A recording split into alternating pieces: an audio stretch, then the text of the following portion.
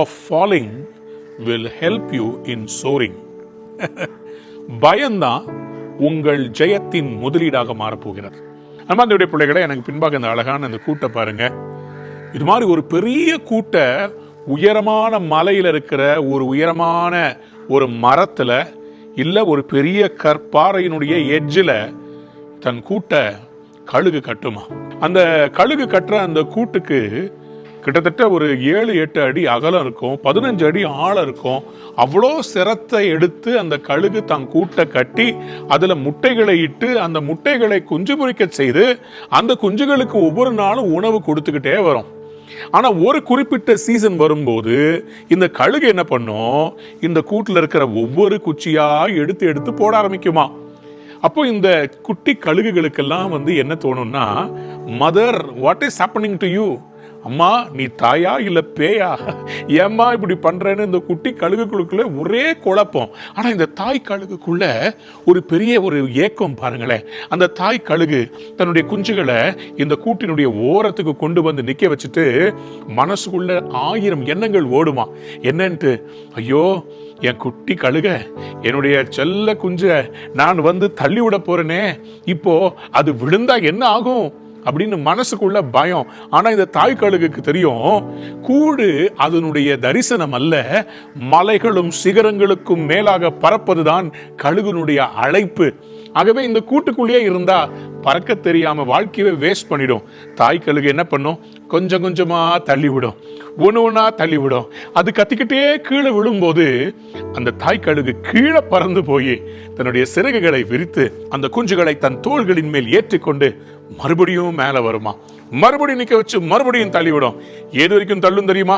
அது சொந்தமா பறக்க ஆரம்பிக்கிற வரையிலும். இந்த குஞ்சுகளுக்கு ஒரு காரியம் புரியும், தள்ளி விட்ட போது என் செட்டைகளை விரிச்சாதான் நான் பறக்க முடியும். உங்களையும் ஆண்டவர் இன்றைக்கு சில பிரச்சனைகள்ல தள்ளி விட்டாருன்னு நீங்க யோசிக்கிறீங்களா? ஏன் எனக்கு இந்த பிரச்சனை வருது, ஏன் என் வாழ்க்கையில இந்த போராட்டம்? ஆண்டவர் உங்களை தள்ளி விடல, உங்களை உங்க தரிசனத்துக்கு நேரா புஷ் பண்ணி இருக்கிறாரு. தாவீது சவுலுக்கு விலகி தேசம் முழுவதும் ஓடிக்கிட்டே இருக்கிறாரு. அவருடைய வாழ்க்கையில கசந்து போனார். ஐயோ ஆண்டவரே, என்ன ராஜாவா மாத்திரன்னு சொன்னீங்க, ராஜாவா மாத்திரன்னா கூட பரவாயில்ல, இப்படி வறண்டதும் விடாய்த்ததுமான இடத்துல என் ஆத்துமா தாகமா இருக்குது, என்னப்பா? ஆனா ஆண்டவர் தாவீதுக்கு இஸ்ரவேலின் எல்லைகளை சுற்றி காண்பித்துக் கொண்டிருந்தார். நாளைக்கு ராஜாவாக போறவரு அரண்மனையில மட்டும் வளர்ந்தவரா இல்லாம தேசத்தையே அறிந்தவரா இருந்தார். ஆகவே நான் ராஜாவாகும் போது எல்லைகளை எல்லாம் அவர் கட்டினாரு, புது எல்லைகளை பிடித்தார். உங்களுடைய லைஃப்லயும் you are going through this push. Somebody is not pushing you, God is pushing you. God is pushing you towards your destiny. உங்களுடைய சரித்திரம் படைக்கிற அந்த வாழ்க்கைக்கு கடவுள் இன்றைக்கு உங்களை ஊந்த தள்ளுகிறார். கீழே விழ தள்ளல, உங்களை தூக்கி விடுவதற்காக ஆண்டவர் உங்களை லான்ச் பண்றாரு. ஆமாங்க, ராக்கெட் தளத்திலேயே இருந்தா பிரயோஜனம் கிடையாது.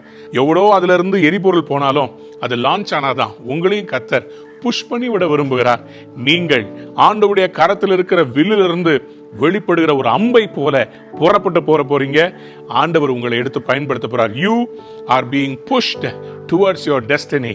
நீங்கள் வீழ்வது எழுவதற்காக. உபாகமம் 32 அதிகாரம் 11 வசனத்துல இதையே தான் ஆண்டவர் வேதத்தில் எழுதி வச்சிருக்கிறார். கழுகு தன் கூட்டை கலைத்து தன் குஞ்சுகளின் மேல் அசைவாடி அவைகளை தன் தோள்களின் மேல் சுமந்து கொண்டு போவது போல கூட்டை கலைக்கிறதே தோள்ல சுமந்து உங்களை பறக்க வைப்பதற்காக தான். You are not going to die, you are going to fly. Have a wonderful day. Go and fly higher.